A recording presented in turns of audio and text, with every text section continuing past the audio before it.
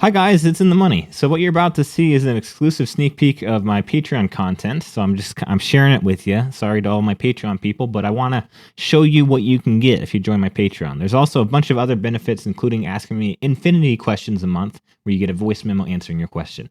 If you want to see the benefits or you just want to sign up, use the link down below in the description. Without further ado, let me elucidate my thought process on buying a LEAP option on AMD.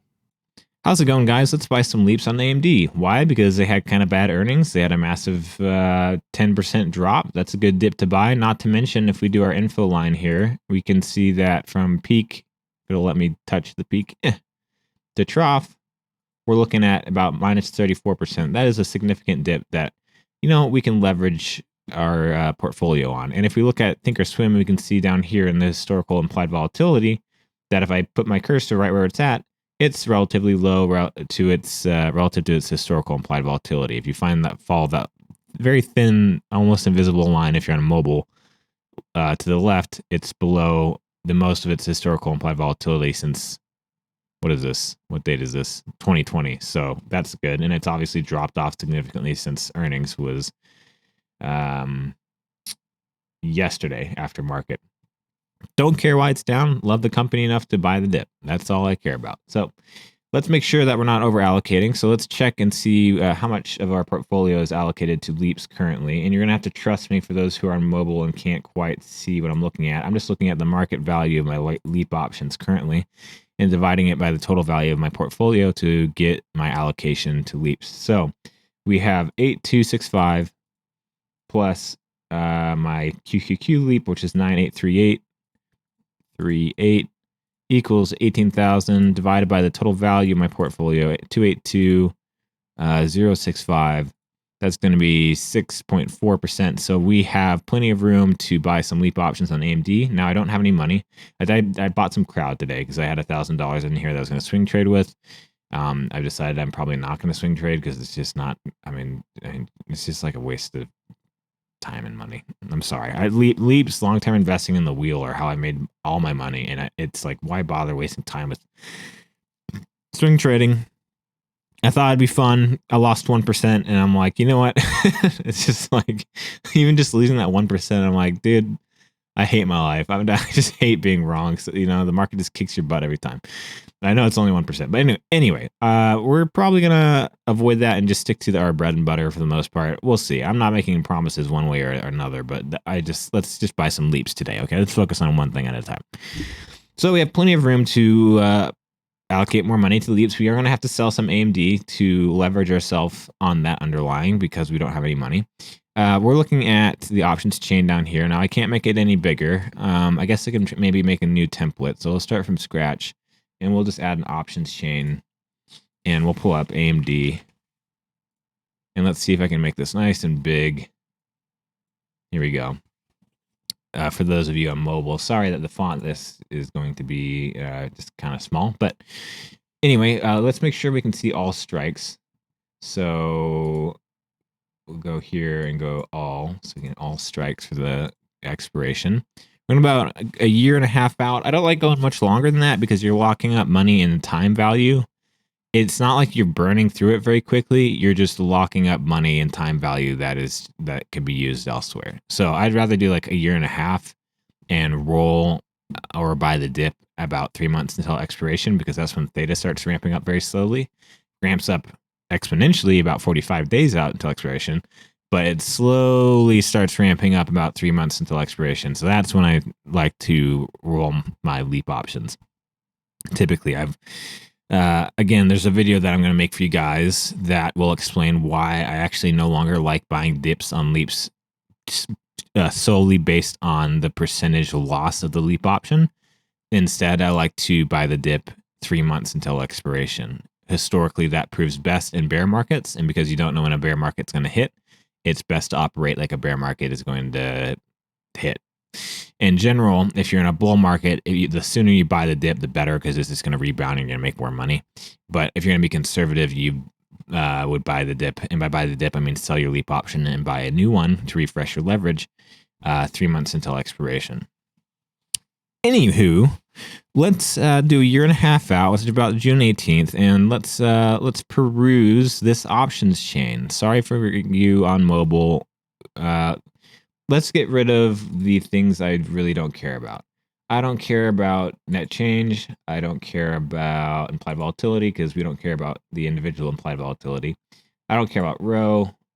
Vega, I guess we can keep. That's not okay. And we'll leave it at that. So let's scroll down and we're looking at open interest in volume, okay, and delta. So right here, this one looks pretty good. We have 103 volume and the open interest is 2,311. That's pretty good. The delta's not super deep. It's right at my cutoff of 0.75. I do 0.75 to 0.9. So we will take a look at what the break even is. Let's see if we can add the break even. I'm pretty sure you can do that. If I'm not crazy. Yeah, break even. And we can evaluate that on the chart. So let's keep that in mind as one possibility. What strike is this? 170. So let's keep 170 in mind. I'm literally going to put it in my calculator so I don't forget. 170. Let's scroll down and look at something else as a lot of open interest. Okay, here's the next one with a lot of open interest.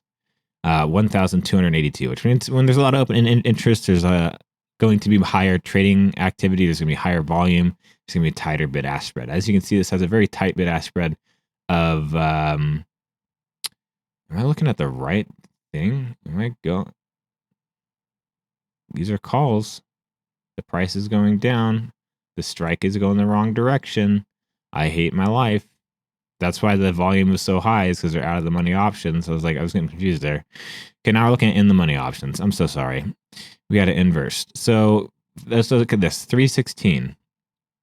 That's good. There's no volume. That's fine. Sometimes there's just no volume on leaps because it's so far until expiration that some days people just don't trade them. The bid-ask spread is about 40 cents wide, which is pretty acceptable. If we take that as like a percentage of the value of the contract, we can do like $40 divided by however much it's worth. It just jumped around. It's going to jump around a lot. So now it's more like $80. So we'll do $80. The 316. Now it's $100. So we'll do $100. It's going to jump around a little bit. Whatever. We'll just stick with 100 divided by the value of it, which we'll say is 6,250 using the mid price, is about 1.6% of the bid-ask. The bid-ask spread is 1.6% of the overall value of the option. So that's not that bad. And now let's look at the delta, see what the delta is. The delta is 0.83. That's good. I like that. That's a good delta. It's not too deep in the money where you're going to start losing liquidity. It's not too far out of the money where your break even is going to be too high. It's just kind of right there in the sweet spot, you know? So it's good to find volume, open interest, and a good delta with something that doesn't have a huge bid-ask spread, and it is fluctuating quite a bit. Now let's take a look at deeper in the money options and see how liquidity fares. So we're looking at buying the 100 strike. Easy to remember, 100. Let's scroll all the way down here at the 25 strike option, which is as far as you can go. And the bid-ask spread is only $400 wide. And we can do the same math. We'll do $400 wide. Again, it's going to fluctuate a little bit. That's fine. Divided by 12,000. And we'll add 200 to it, 755.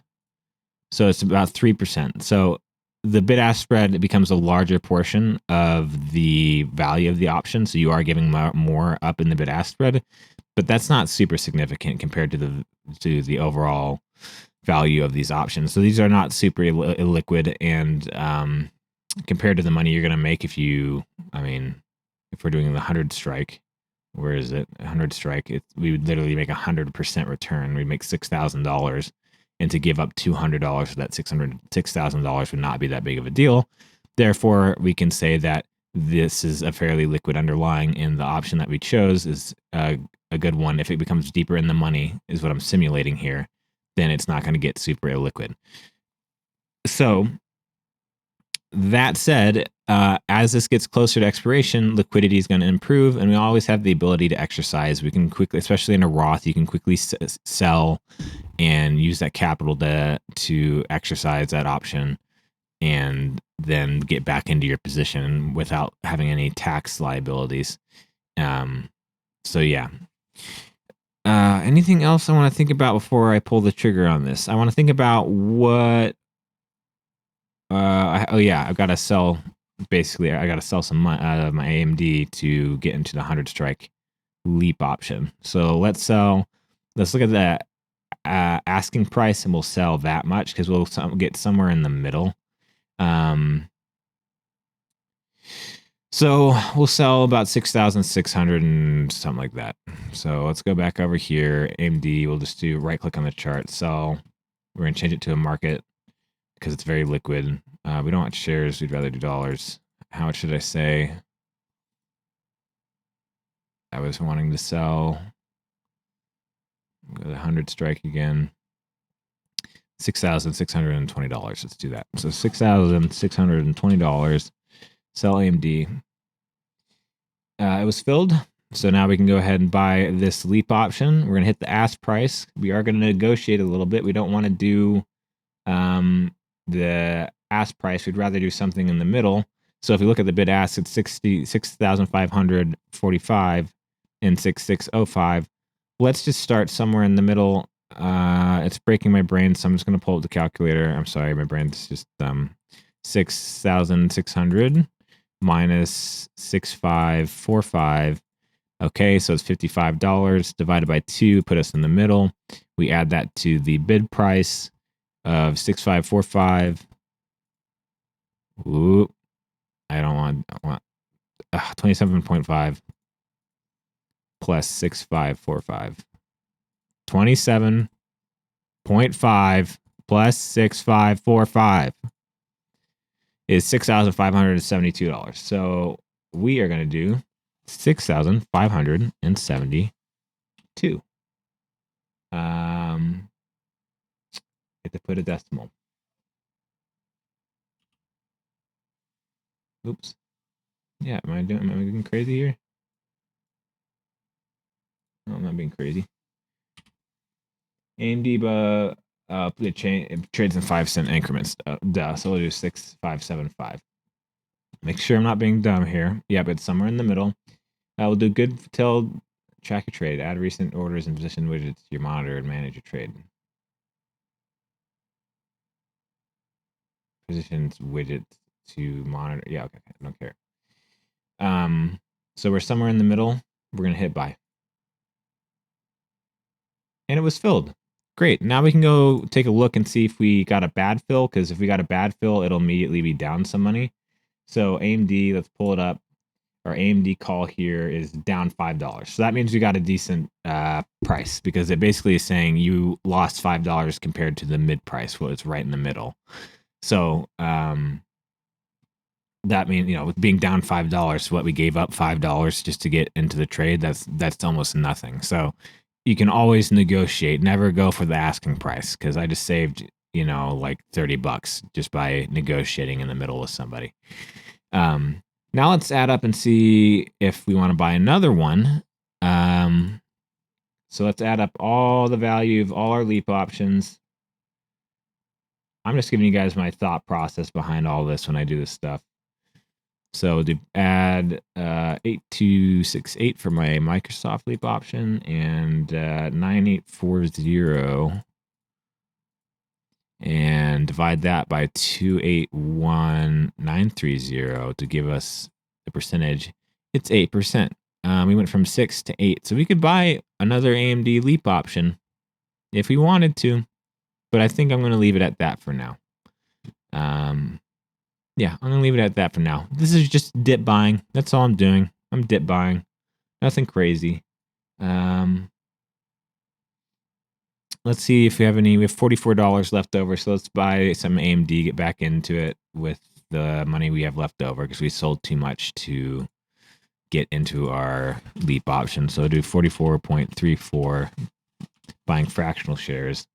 Buy AMD is in market order. So of course it gets filled immediately. And now we have some more leap options in our portfolio. I wish they would separate it a little bit better here. But we have so far an AMD 100 call expires in about a year and a half. An AMD or Microsoft 395 call that expires. Wait, am I dumb? This one expires in like 2 years. Wait, 2025? No, expired. Oh my god, I mean dumb. Forget it. It expires a little bit more than a year. And same with this one. It expires in a little bit more than a year. Let's see, what is this saying here? Oh, I'm seeing days till expiration. There you go. A 443. Okay, these two expire on the same day. This one expires in 596. That's it. I'm done talking. Have a wonderful day. Enjoy earnings week and all the volatility with the economic data and stuff. And let me just read off what this platform needs really quick, because I just feel like I need to get off my chest. There's no bracket orders, no historical implied volatility, no alerts, can't draw on indicators, no spread stop losses, arrow keys for filtering through watch lists. You can't use your arrow keys like you can on Thinkorswim. You have to literally click each one, which is really annoying for me.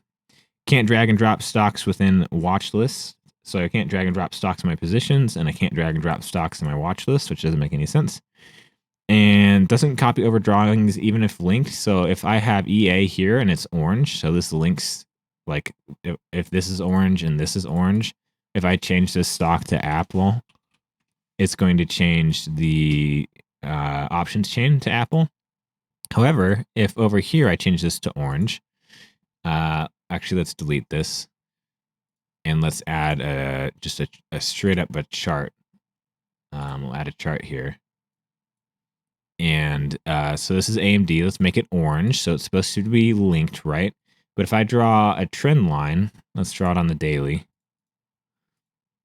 If I draw a trend line like that, and I go back over here and I go to AMD, even though it's still orange, where's that trend line? Doesn't exist. So it doesn't make any sense because they're supposed to be linked. Why would the drawings not be linked? And where did my drawing even go? Trend line. No trend line. Oh, wait, is this Apple? Did I do? Yeah, no, AMD. No trend line here. No trend line here. Doesn't make any sense because they're supposed to be linked. And you can't see earnings. I want to see earnings like you can on Thinkorswim at the bottom.